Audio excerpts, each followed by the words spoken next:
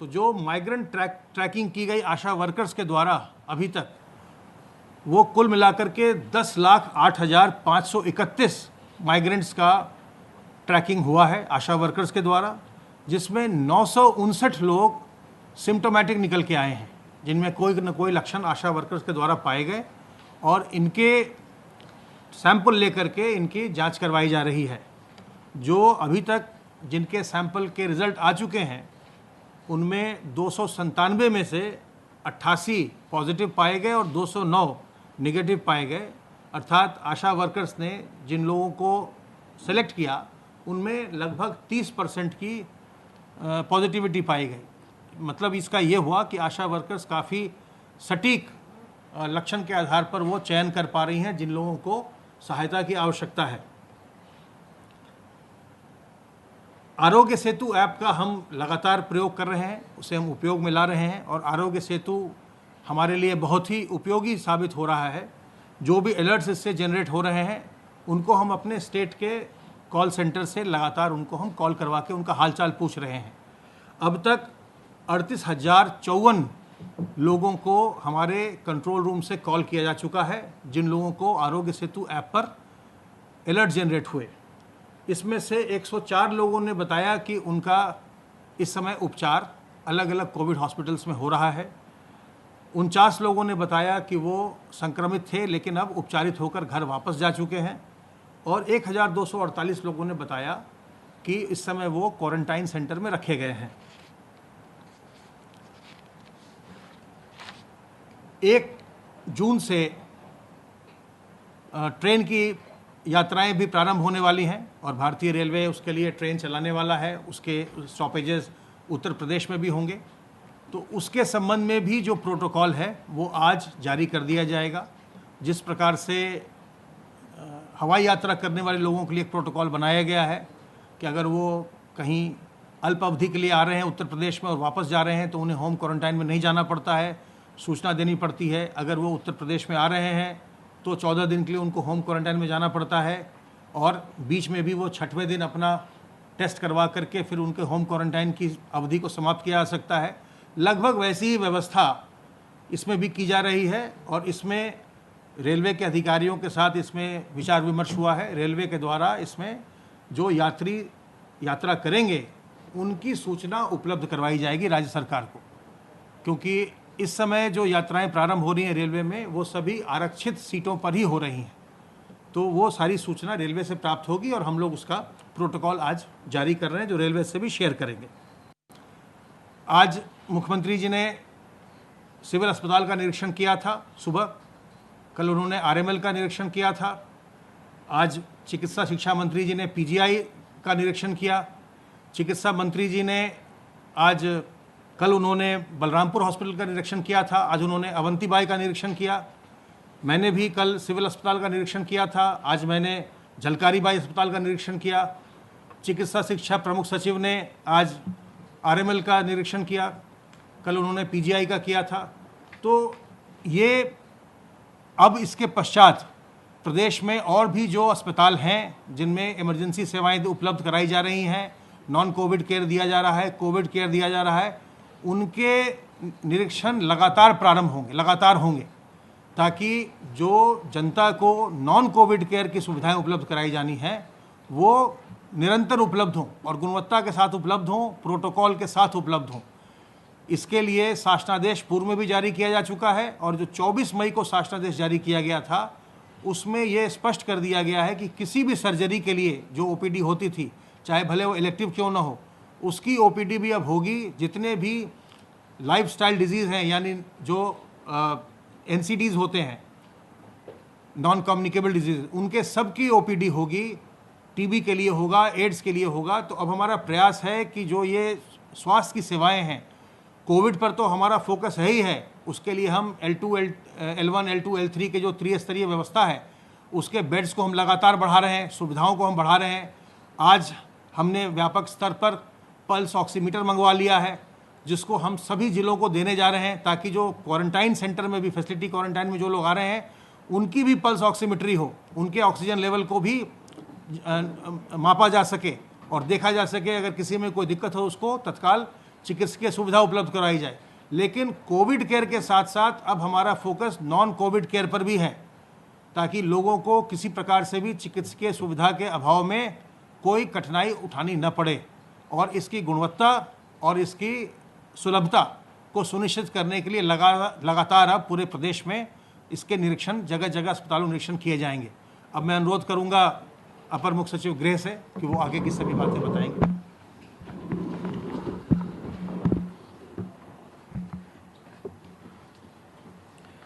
माननीय मुख्यमंत्री जी ने आज सर्वप्रथम डॉक्टर श्यामा प्रसाद मुखर्जी सिविल अस्पताल का निरीक्षण किया।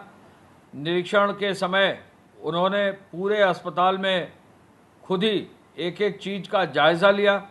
वहाँ के सीएमएस और वहाँ के वरिष्ठ अधिकारियों के साथ उन्होंने चर्चा की, इमरजेंसी की सेवाओं को देखा, और वहाँ जो आइसोलेशन वार्ड है, जो वहाँ क्वारंटाइन सेंटर है, जहाँ 7 लोग आज भर्ती थे, वहाँ पर भी उन्होंने जाकर जानकारी ली।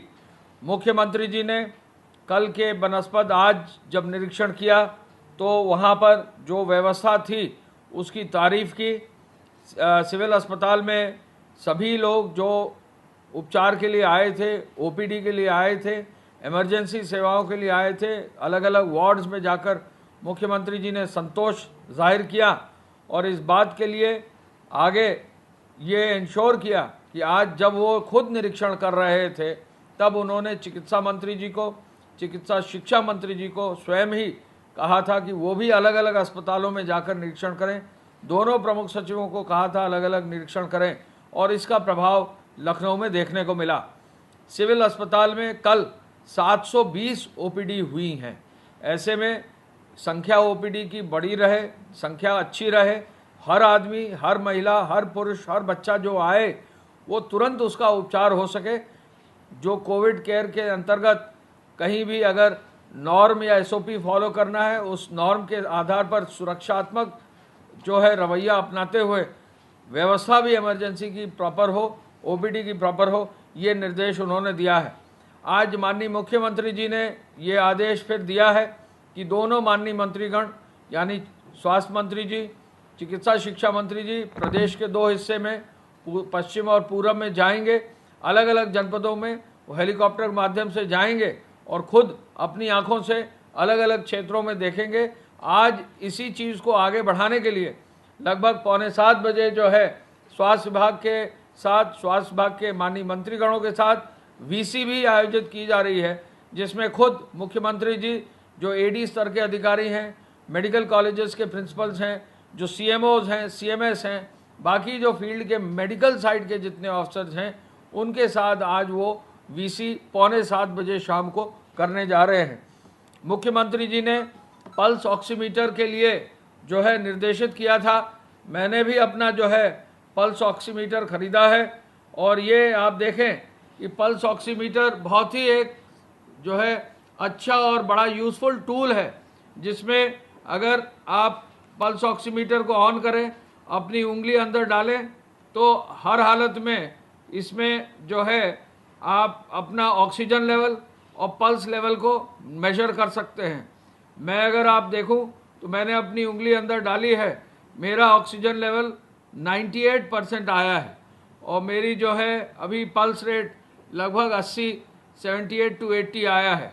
तो ये जो चीज़, ये जो इंस्ट्रूमेंट है, इस इंस्ट्रूमेंट को मुख्यमंत्री जी ने आदेशित किया है कि स्वास्थ्य विभाग सभी क्वारंटाइन सेंटर्स पर, ग्रामीण क्षेत्र में जहां पर एएनएम्स और आशा वर्कर्स हैं, उन पर भी इसका व्यापक प्रचार प्रसार करें। ये जो एक इंफ्रारेड थर्मामीटर है, उससे एक बेहतर डिवाइस है, और यदि किसी के बॉडी में ऑक्सीजन का स्तर कम है तो इसका उपयोग करने का निर्देश उन्होंने दिया है। काफ़ी संख्या में पल्स ऑक्सीमीटर अब पूरे प्रदेश में खरीदे जा रहे हैं, और इस एक अच्छे, मजबूत और सिंपल इंस्ट्रूमेंट से जो स्वयं लोग अपना चेक कर सकते हैं, इसका उपयोग पूरे प्रदेश में किया जा रहा है। मुझे बताने में खुशी है कि ये जो पूरा एक्सपेरिमेंटेशन है, ये जो डायरेक्शन है, ये स्वयं मुख्यमंत्री जी ने लीड किया है, और पल्स ऑक्सीमीटर जैसी चीज़ का प्रचार वो स्वयं कर रहे हैं और इंश्योर कर रहे हैं कि पूरा प्रदेश में इसकी व्यवस्था हो। और गोरखपुर और देवरिया और महाराजगंज जैसे जनपदों ने उन्होंने स्वयं भी अपनी संस्था के माध्यम से ऐसे ऑक्सीमीटर खरीदवा कर वहाँ पर स्वास्थ्य विभाग और ग्रामीण क्षेत्रों में उसका प्रचार किया है। मुख्यमंत्री जी ने इमरजेंसी सेवाओं पर विशेष बल दिया है। उनकी ये मानना है कि अब जैसे जैसे गर्मी बढ़ रही है, जैसे जैसे बरसात का मौसम आएगा, तो जो साधारण डिजीज़ेज हैं उसको लेकर कहीं ना कहीं इमरजेंसी और ओपीडी बढ़ेगी। उसकी तैयारी के लिए आज उन्होंने निर्देशित किया है। आपको मालूम है कि L1, L2 और L3 स्तर के स्वास्थ्य विभाग ने लगभग 78,000 से अधिक बेड कल परसों तक तैयार कर लिए थे। प्रमुख सचिव स्वास्थ्य, प्रमुख सचिव चिकित्सा शिक्षा दोनों ने प्रॉमिस किया है, दोनों ने आश्वस्त किया है मुख्यमंत्री जी को कि इसी माह के अंत तक इस संख्या को हर हालत में जो है अस्पतालों को आगे अपग्रेड करते हुए 1 लाख सुनिश्चित कर लेंगे।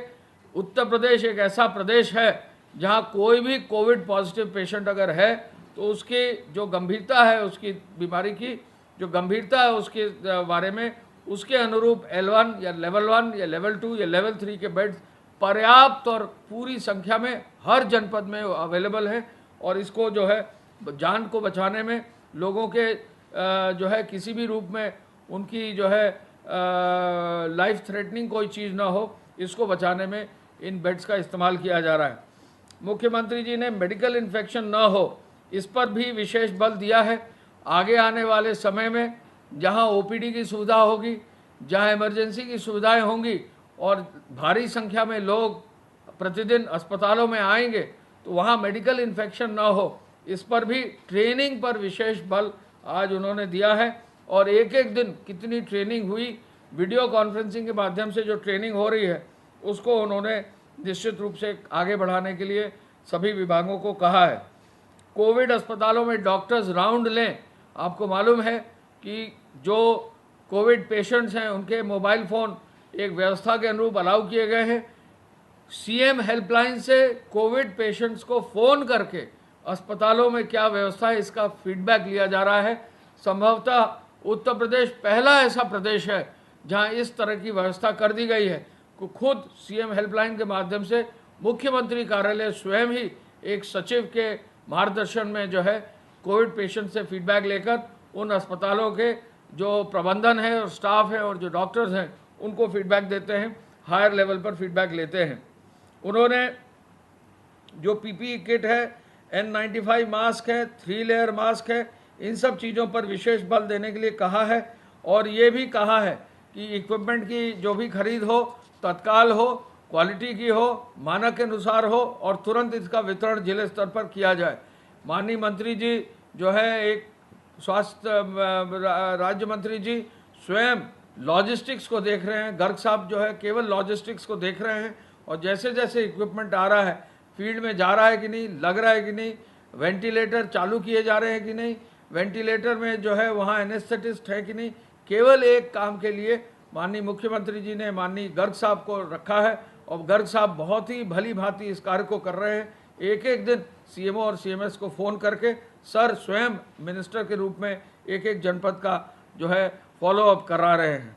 1,000 रुपये के भरण पोषण के बारे में 34 लाख से अधिक लोगों को ये भरण पोषण भत्ता दिया जा चुका है। सोशल डिस्टेंसिंग का पालन करने, पेट्रोलिंग सुनिश्चित करने और 1 जून से नए सिरे से हर कार्ड, राशन कार्ड पर खाद्यान्न देने के लिए माननीय मुख्यमंत्री जी ने निर्देशित किया है। सैनिटाइजेशन के कार्य को और आगे ले जाने, मास्क का इस्तेमाल न करने पर लोगों को जो है 100 रुपये का चालान तो कर ही रहे हैं, अब ये व्यवस्था होगी कि 2 मास्क 5-5 रुपये में भी उनको बांटे जाएंगे। इसके आदेश जो है दे दिए हैं मुख्यमंत्री जी ने और DGP साहब और गृह विभाग की ओर से भी ये आदेश आज जल्दी ही चला जाएगा, जिससे जो लोगों मास्क के बिना पहने पाए जाते हैं उनको मास्क भी दिया जा सकेगा। मुख्यमंत्री जी ने जनहित में ये आदेश दिया है कि लोगों को जो भी निवेशक हैं वो भागीदारी निभाएं, वो प्रदेश में स्वदेशी वस्तुओं को आगे बढ़ाने के लिए अपना योगदान दें। और इसी आधार पर कल एक बहुत बड़ा कार्यक्रम सुबह होगा जिसमें MOU साइन किए जाएंगे इंडियन इंडस्ट्रीज एसोसिएशन से और भी अन्य औद्योगिक संगठनों के साथ लगभग 9 साढ़े 9 लाख रोजगार देने के लिए MOU साइन किए जाएंगे, जिससे उद्योग जगत में जहां भी लेबर की आवश्यकता होगी, जो स्किलिंग करके जो डेटा कैप्चर किया है हमारे जो श्रमिक और कामगारों का, उस डेटा से, जनपद वाइज डेटा से, जो कारपेंटर्स हैं, जो पेंटर्स हैं, जो सिविल कंस्ट्रक्शन कार्य करने वाले हैं, डेटा एंट्री ऑपरेटर्स हैं, जो अन्य किसी भी रूप में कहीं भी स्टील वर्कर्स हैं, उनको जो है लोगों को जोड़ा जा सके। हम ये आपको आज बताना चाहेंगे कि आज तक ट्रेन्स के आने की व्यवस्था में काफ़ी सुधार हुआ है और अब ट्रेनें काफ़ी संख्या में आ रही हैं और 1411 ट्रेनें अब तक आ चुकी हैं। 19,15,000 लोग आ चुके हैं। आज भी 63 ट्रेनें आ रही हैं। 140 ट्रेनों की अनुमति दे रखी है। 1551 ट्रेन जो है अब जो है जल्दी आएंगी। हमको आपको बताने में खुशी है कि गुजरात राज्य ने, दिल्ली राज्य ने, पंजाब राज्य ने, तेलंगाना राज्य ने, कर्नाटक के राज्य ने और भी अन्य राज्यों ने, राजस्थान ने, हरियाणा ने, सबने हमें बताया है कि अब उनके प्रदेश में, उत्तर प्रदेश आने वाले लोग अब बहुत ही कम है या नहीं रह गए हैं।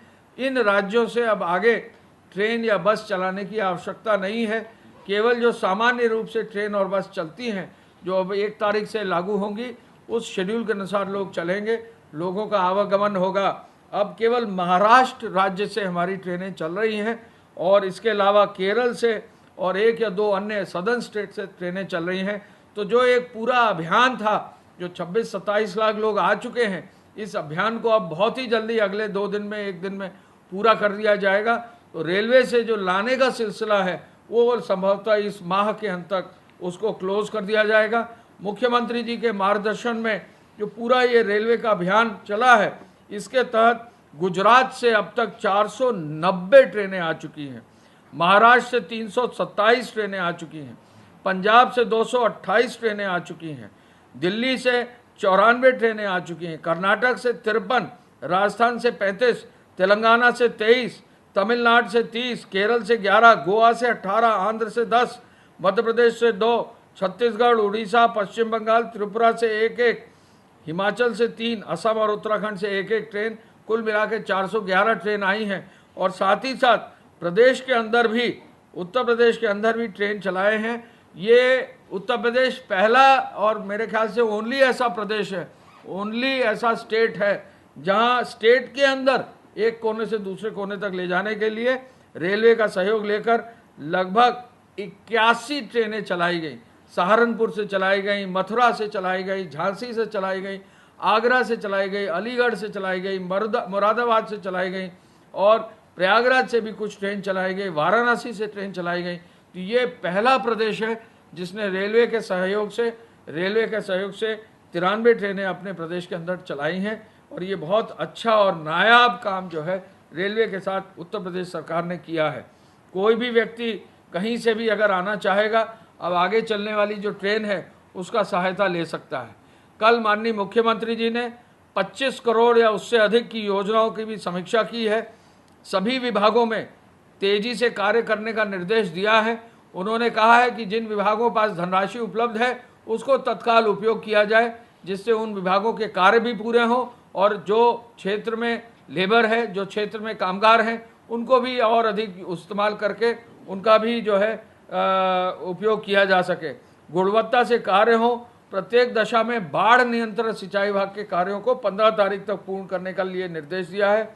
जो मेडिकल कॉलेज हैं जिनका निर्माण हो रहा है उसकी भी उन्होंने कल समीक्षा की। पूर्वांचल एक्सप्रेसवे का 45% से अधिक कार्य हुआ है, उसको भी तेजी से पूर्ण करने और बुंदेलखंड एक्सप्रेसवे में, जिसमें मिट्टी के कार्य में जो टारगेट है उससे दुगनी गति से, यानी एक दिन में 1.5 लाख क्यूबिक मीटर मिट्टी पड़नी है, तो बुंदेलखंड एक्सप्रेसवे में इस समय 3 लाख क्यूबिक मीटर यानी दुगनी गति से मिट्टी पड़ रही है। तो बुंदेलखंड एक्सप्रेसवे को भी जनवरी 2021-2022 तक पूरा करने का उन्होंने निर्देशित किया है। मैं ये आपको बता दूं कि जो प्रदेश की चीनी मिलें हैं 119, उसमें से 92 चीनी मिलों ने अपना चीनी का मिल का पेरने का कार्य पूरा कर लिया है। केवल अब मात्र 27 चीनी मिलें काम कर रही हैं। रिकॉर्ड 1 1,098 लाख टन गेहूं की पिराई, ये गन्ने की पिराई हुई है, जिसमें 124.63 लाख टन चीनी का उत्पादन हुआ है और अब तक 19,173 करोड़ रुपया गन्ना मूल्य का भुगतान किया गया है। इस क्षेत्र में लगभग लाख से 1.5 लाख लोग रोजगार पा रहे हैं और जो मिल बंद हो जाती तब भी इसमें रोजगार उनको मिलता रहता है। जन सुविधा केंद्र जो है प्रदेश में 50,894 चालू कर दिए गए हैं, जिसमें लगभग 1,01,000 लोग कार्य कर रहे हैं। निर्माण कार्यों से जुड़े हुए श्रमिक, नगरीय क्षेत्र से जुड़े हुए श्रमिक और निराश्रित श्रमिकों को कुल मिलाकर 32 से 33 लाख श्रमिकों को 1,000 रुपये की धनराशि दी गई है। प्रदेश में ईंट भट्टों का कार्य भी तेजी से अभी चल रहा है। यूपीडा के माध्यम से पूर्वांचल एक्सप्रेसवे में 4,603 श्रमिक कार्य कर रहे हैं और लगभग 3,142 मशीनरी पूर्वांचल एक्सप्रेसवे डेली कार्य कर रही हैं। बुंदेलखंड एक्सप्रेसवे में 2,348 श्रमिक कार्य कर रहे हैं और लगभग 2,370 श्रमिक कार्य कर रहे हैं। गोरखपुर लिंक एक्सप्रेसवे में 583 श्रमिक कार्य कर रहे हैं और मशीनरी करीब 309 कार्य कर रही हैं। लोक निर्माण विभाग में अब तक 2,199 कार्य प्रारंभ करते हुए 34,153 करोड़ रुपए के कार्य किए जा रहे हैं और लगभग 30,653 श्रमिक जो है लोक निर्माण विभाग में कार्य कर रहे हैं। सिंचाई विभाग में 457 परियोजना पर 140 करोड़ रुपए के कार्य करते हुए 9,498 श्रमिक कार्य कर रहे हैं। लघु सिंचाई में 113 चेक डैम बन रहे हैं, 133 तालाब बन रहे हैं और 44 पाइप वाटर स्कीम प्रारंभ करते हुए कार्य किया जा रहा है। 8 एसटीपी पर कार्य किया जा रहा है। ग्रामीण पेयजल आपूर्ति में 206 परियोजना पर 1,425 श्रमिक कार्य कर रहे हैं। आवास और शहरी नगरीय क्षेत्र में कुल 516 परियोजनाएं कार्यरत हैं, जिसमें 10,805 श्रमिक कार्य कर रहे हैं और आपूर्ति चेन को जोड़ने वाले वेंडर्स और पटरी दुकानदार जो हैं लगभग 1,01,000 लोग हैं। पंचायती राज विभाग में अब 45,563 ग्राम पंचायतों में 23 से 24 लाख अकुशल श्रमिक कार्य कर रहे हैं। मस्टर रोल पर भी जो है लगभग 51,000 मस्टर रोल पर कार्य हो रहा है। 25,000 नए श्रमिकों को जो है उनका जॉब कार्ड बनाया गया है। स्वयं सहायता समूह जो महिलाओं के हैं उनसे अब 25 लाख मास्क बनाए गए हैं और ग्रामीण क्षेत्र में सफाई कर्मियों की भी काफ़ी अधिक संख्या में उनको जोड़ा जा रहा है। पुनः मैं कहना चाहूँगा कि जो कार्य ट्रेन का और जो कार्य श्रमिकों से लाने का है, उत्तर प्रदेश ने पूरे देश में लगभग 26 से 27 लाख लोगों को अपने प्रदेश में सुरक्षित लाया है। मुख्यमंत्री जी का आदेश है कि हर को एक राशन कार्ड किट, हर की एक मेडिकल स्क्रीनिंग, हर व्यक्ति को जो है सेफ घर पहुंचाना, डेटा कैप्चर करना और उनकी स्किलिंग इंश्योर करना, इस कार्य को किया गया है। और मैं पुनः इस अवसर पर कहना चाहूँगा कि ये जो पल्स ऑक्सीमीटर जैसी एक छोटी सी डिवाइस है, इस डिवाइस का अधिक से अधिक फील्ड में इस्तेमाल हो और मुख्यमंत्री जी का जो मार्गदर्शन है उस मार्गदर्शन के अनुरूप जो है पल्स ऑक्सीमीटर का प्रयोग पूरे प्रदेश में हो, इस ओर स्वास्थ्य विभाग को निर्देशित किया गया है। धन्यवाद। जय हिंद।